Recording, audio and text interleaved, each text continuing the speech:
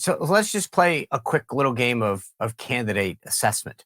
Yeah. If you're trying to be sort of an analyst for each of these candidates, and just give me so Ron DeSantis' team calls and says, Mark, here's the deal. We still got a ton of money in the super PAC. These attacks on Trump really haven't worked. What should we do? What's the advice?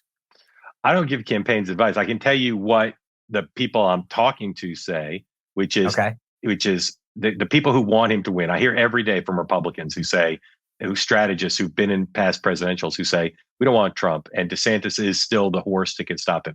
They want him to pick a frame and stay with it. And just, that's all he talks about. Because as you know, every day he's throwing stuff against the wall. It's hard to know if anything's sticking because there's so much flying.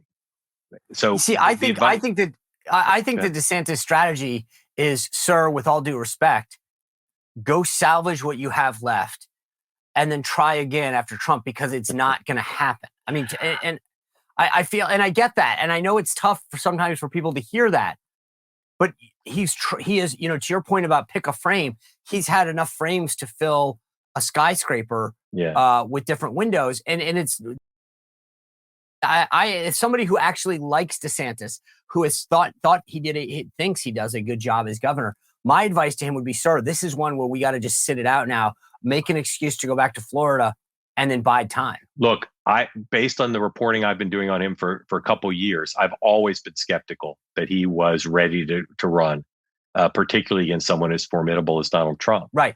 Okay. But I think what might get him out is, even if he was ready, I just don't. No, but the thing is, even if he's ready, I just keep thinking that they keep trying these different paths. And every time they drive a path, it gets blocked. Sometimes through their own problems, sometimes because of Trump, sometimes whatever gets blunted in a different way. Yeah.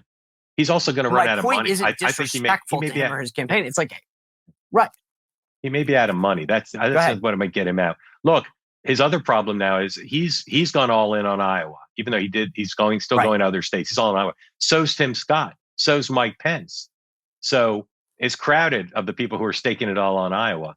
And the other thing is this thing of relying on the super PAC, it's keeping him alive right now, but it is fraught with all sorts of problems. I'll tell you the funny thing. When I was up there, I did the First in the Nation primary summit up there, and I was on, there both days doing different things.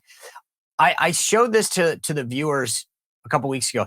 The paid for by every other campaign, their table was paid for by their campaign. Ron DeSantis's table and all of the swag is paid for by Never Back Down.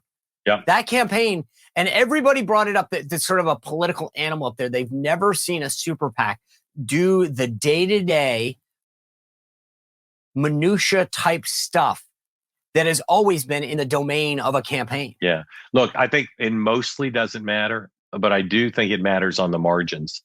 And I do think that if there was any fairness and justice to the campaign finance laws, they've crossed the line. The Trump people think that. I think they're right. I mean, if the candidates' travel and schedule can be done by the super PAC, what's the actual separation? Right. So I mentioned Christie. He says he says that he's made this debate. Does it matter? I mean, I just don't see the path. Again, if DeSantis doesn't have Christie keeps saying, if I win New Hampshire and then I do this and then I hopscotch down here, but it seems there's no evidence that he's actually got momentum in New Hampshire. No. Well, look, that's it, right? Is there a path to have momentum in New Hampshire? And the problem is he's got a ceiling of his support. There's just a lot of Republican voters and independents who lean Republican who just aren't interested in voting for him or even listening to him. I do think, though, that if you're making 5 scenarios where Trump is stopped for the nomination, Christie getting momentum in New Hampshire is part of one of them. As you suggest, even if he wins New Hampshire, it's not clear where he goes to win again. But I think if there's some dynamic that opens up a moment for someone to get traction in New Hampshire, he's not the most likely. I think Haley's the most likely right now. She's put in a lot of time there, as you know. But it's funny. I mean, I hear her name among activists and donors come up more than anyone else. They sort of feel like DeSantis' time is gone. They don't see a path for him. But Haley is where a lot of these folks say, I think she should be given a look. I get that, But again, I haven't seen. I mean, her super PAC's got some money. They're running some ads. I just don't see the results yet.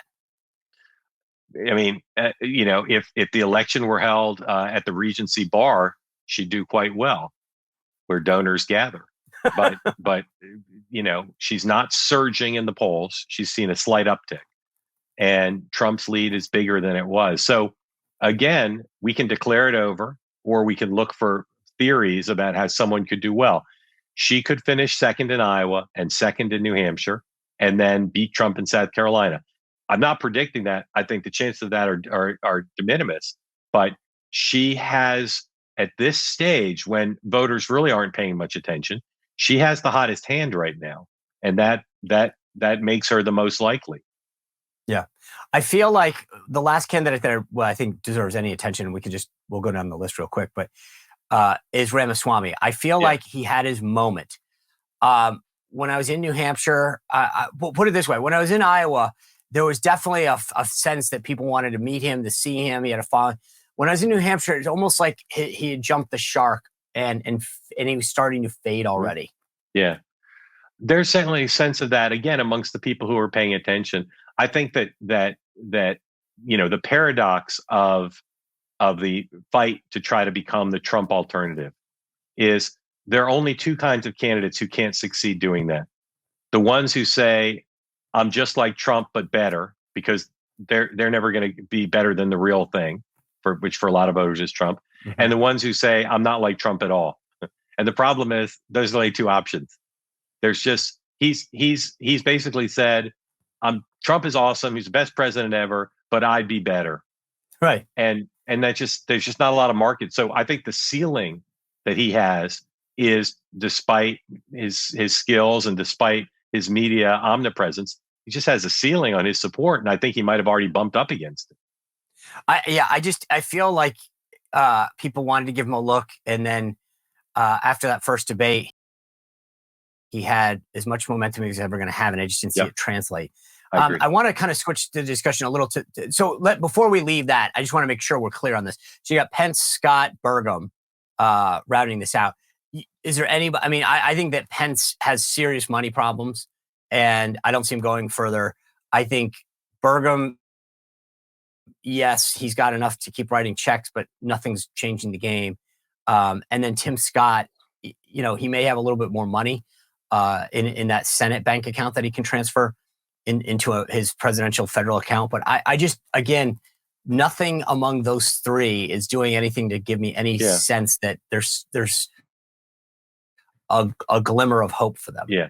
When assuming Donald Trump wins Iowa and New Hampshire, as I currently believe he will, and he's basically the de facto nominee, there'll be a lot of press accounts of what happened, right? Why was no one able to beat him? You'll recall when the news was all about Trump and legal problems, they all complained, we can't get any coverage. The only thing we get asked about is Trump. Then it was the speaker's race. Then it's Israel. The challenge for all of them is, can they get enough attention to make a difference? The three you cited, Burgum, Pence, and Scott, I believe have all had their chance. It's not just a matter of they can't get attention. When they've had their moment of attention, and Pence has had plenty, the voters just are not responding. The donors are just not responding. So I think you're right to say that those three are in some ways in a different category. But in terms of attention, I'd group them all.